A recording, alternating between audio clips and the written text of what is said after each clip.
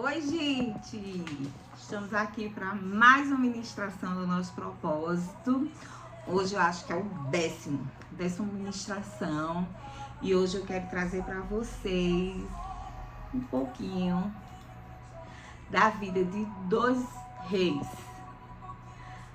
O rei Acais e o rei Ezequias, que foi o seu sucessor, o seu filho.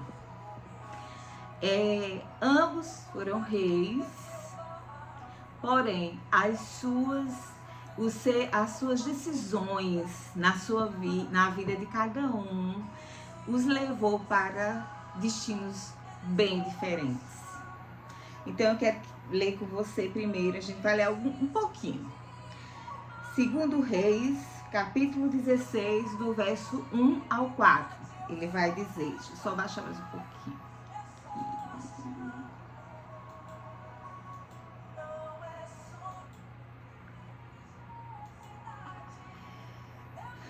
Vamos lá. No ano 16 de Peca, filho de Remalias, começou a reinar Acais, filho de Jotão, rei de Judá. Tinha Acais 20 anos de idade quando começou a reinar, e reinou 16 anos em Jerusalém, e não fez o que era reto aos olhos do Senhor, seu Deus, como Davi, seu pai, porque andou no caminho dos reis de Israel, e até o seu filho fez passar pelo fogo, segundo as suas abominações dos gentios, que o Senhor lançara fora de diante dos filhos de Israel.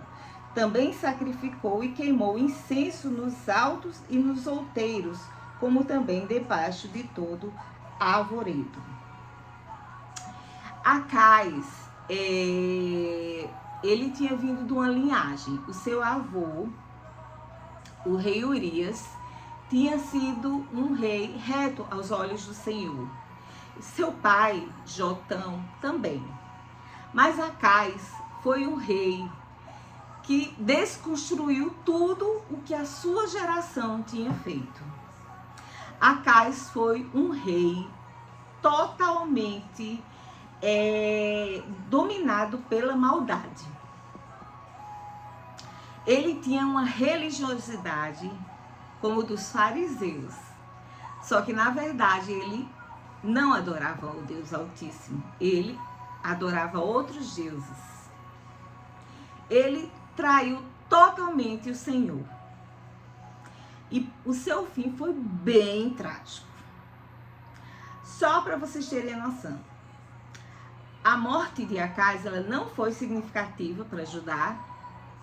Por fim, o seu reinado ele durou 16 anos e terminou.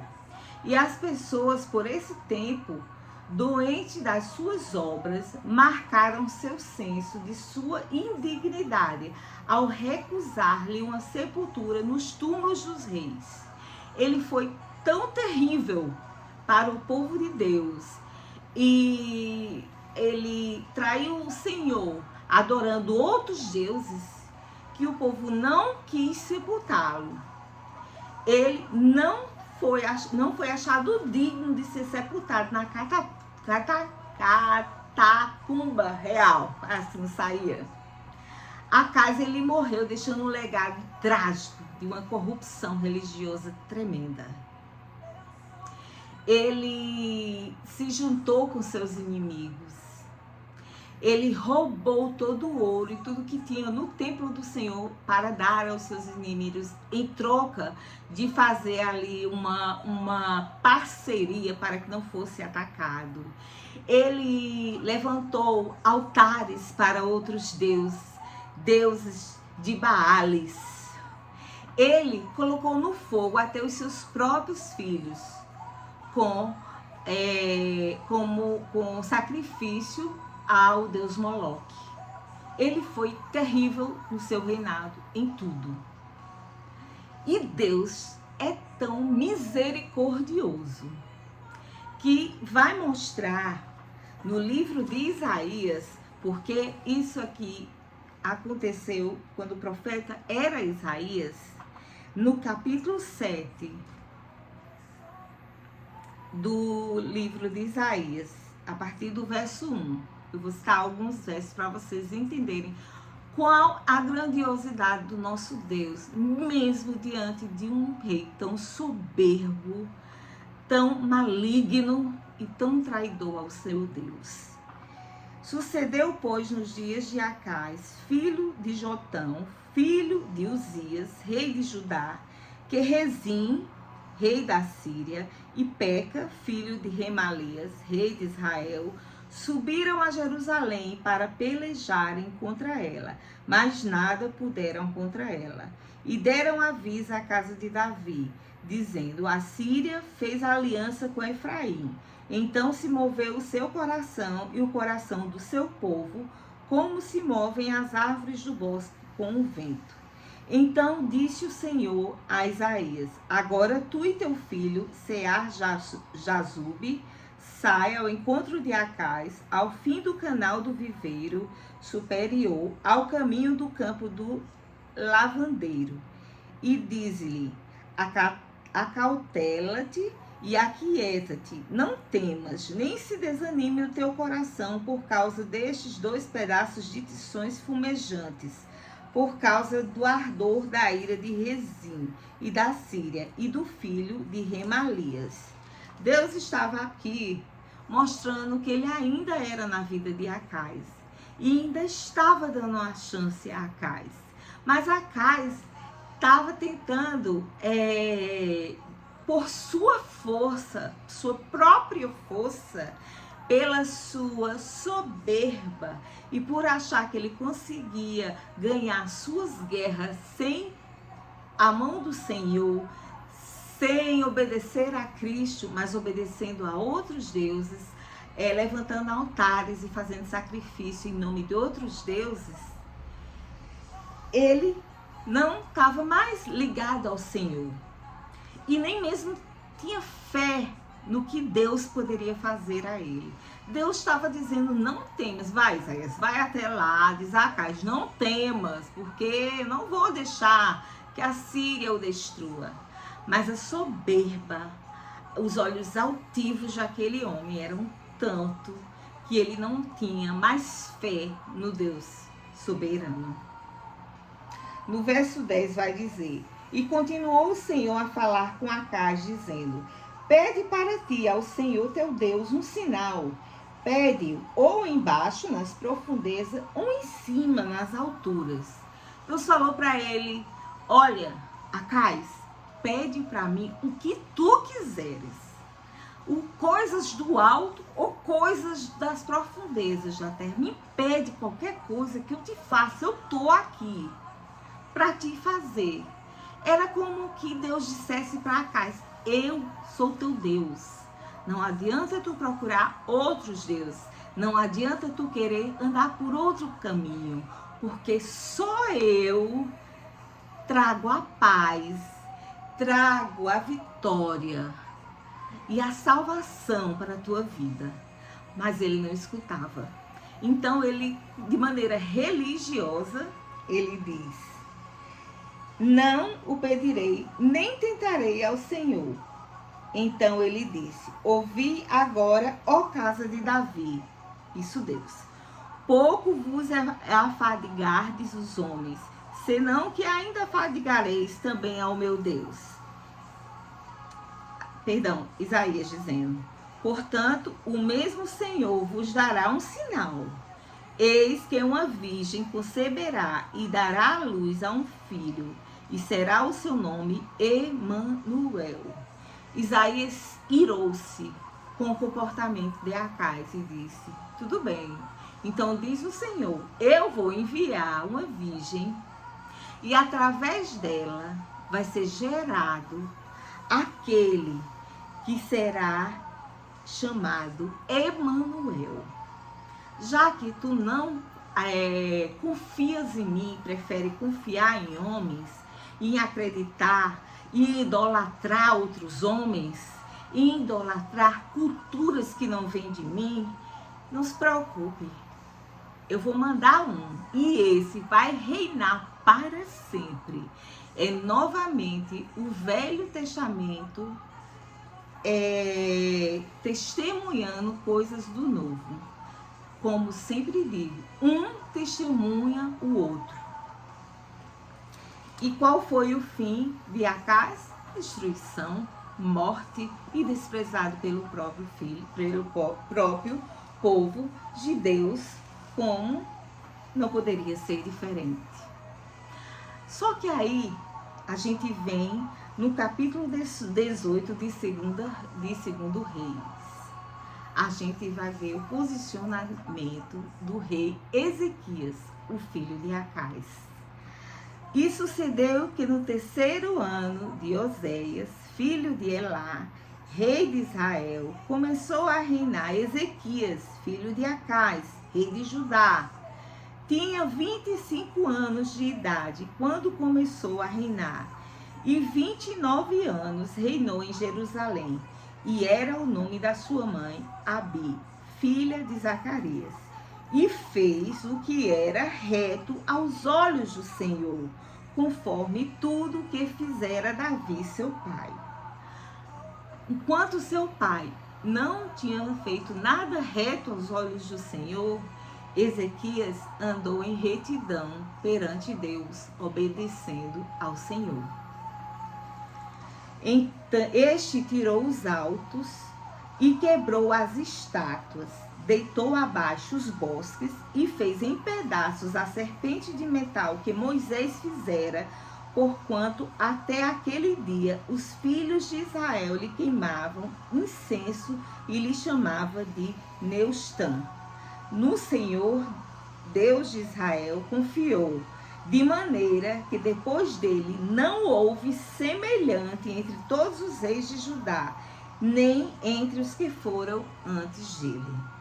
Olha que coisa, que belíssimo como é diferente quando você é lembrado, e principalmente lembrado nas Escrituras, pela sua obediência, assim como você é lembrado na sua vida pelo seu testemunho de cristão. Você está no mundo, mas você não é do mundo. Você não pode ter o comportamento do mundo. Porque se você está no mundo e tem o mesmo comportamento do mundo, você não está em Deus. Porque Deus não divide honra com ninguém. Ou você está com Deus, ou você está contra Deus. Queridos, não queira estar contra Deus, não. E sabe, é interessante que a gente só acha que está contra Deus quando a gente está matando alguém, quando a gente está roubando, quando a gente está fazendo crimes horrendos. Não, queridos, não tem pecadinho e pecadão, não. Tudo é pecado para Deus. Então, deixa eu te dizer, aproveita hoje e se reconcilia com o Pai, porque o dia dele está próximo e cada vez mais próximo. Hoje ele é amor, mas ele vai ser justiça. Não queira que a mão dele pese sobre ti. Não queira, querido. Você não irá suportar. E ainda tem mais. Aguentar uma eternidade nas trevas. Ainda no capítulo 20 de 2 Reis, ainda fala: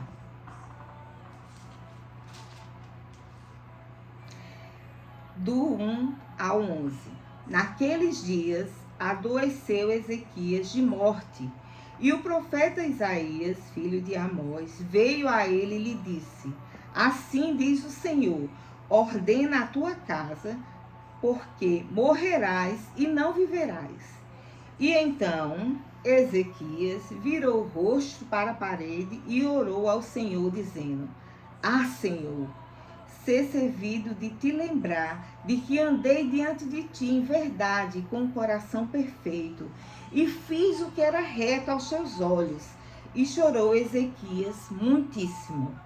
Sucedeu, pois, que não havendo Isaías ainda saído do meio do pátio, veio a ele a palavra do Senhor, dizendo: volta e dize a Ezequias, chefe do meu povo, assim diz o Senhor, Deus de Davi teu pai: ouvi a tua oração e tuas lágrimas, e eis que eu te sararei. Ao 3º dia subirás à casa do Senhor, e acrescentarei aos teus dias 15 anos, e das mãos do rei da Síria te livrarei, e a ti e a tua cidade, e ampararei esta cidade por amor de mim e por amor de Davi, meu servo. Disse mais Isaías: tomai uma pasta de figos. E a tomaram e a puseram sobre a chaga, e ele sarou. E Ezequias disse a Isaías: qual é o sinal de que o Senhor me sarará e de que ao terceiro dia subirei à casa do Senhor? E disse Isaías: isto te será sinal da parte do Senhor, de que o Senhor cumprirá a palavra que disse: adiantarás a sombra de 10 graus ou voltará 10 graus atrás? Então disse Ezequias: é fácil que a sombra decline 10 graus. Não aconteça isso, mas volte a sombra 10 graus. Então o profeta Isaías clamou ao Senhor e fez voltar a sombra 10 graus, pelos graus que já tinha declinado no relógio do sol de Acais. Olha que coisa linda.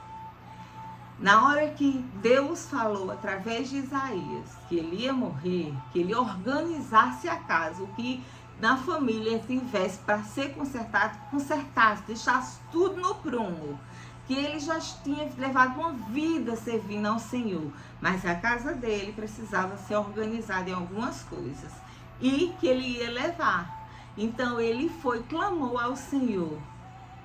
Olha só, Deus tinha dado um decreto, mas a oração do justo pode muito em seus efeitos. Não é maravilhoso isso? Então Ezequias virou a cara para a parede e disse: Senhor, olha para o teu servo, eu fui reto, eu andei de acordo com a tua vontade, eu fiz o que era bom aos teus olhos. Tende misericórdia. Então Deus volta na sua palavra e manda Isaías, que já estava saindo do pátio, volte e diga o Senhor do meu povo, que eu acrescento, eu sararei a ele, darei vitória a ele contra a Síria, darei a Síria nas mãos dele, e ainda vou acrescentar-lhe 15 anos. Ao terceiro dia, ele vai subir à casa do Senhor. E ele diz: como é que vai acontecer isso? Como é que vai ser para eu voltar à casa do Senhor depois de sarar? Deus, como se tivesse retardado o tempo. E é engraçado que ontem eu estava fazendo pesquisas sobre essa palavra e vi que a NASA tem relatos de muitos anos de estudos feitos há anos, milhares de anos atrás, de que nesse período que Deus falou com o rei Ezequias, que ia retroceder o tempo para ele, houve uma falha na linha do tempo, que dava justamente nessa data que Deus falou para Ezequias. Olha que palavra tremenda. Olha que mudança e que diferença quando a gente escolhe servir ao Senhor e rejeita a nossa carne. Deus é tremendo porque Ele honra aquele que o honra, e que pode vir a Síria todinha contra você. Deus vai te honrar porque Ele sonda o teu coração. Ninguém pode sondar. Pode vir afrontas, pode vir levantes, ventos fortes, muita fúria, muita prova, mas Deus é aquele que tudo vê e observa tudo, e no tempo certo Ele te honra. Glória a Deus. Olha como o poder da oração de um justo faz efeito, queridos. Que tremendo.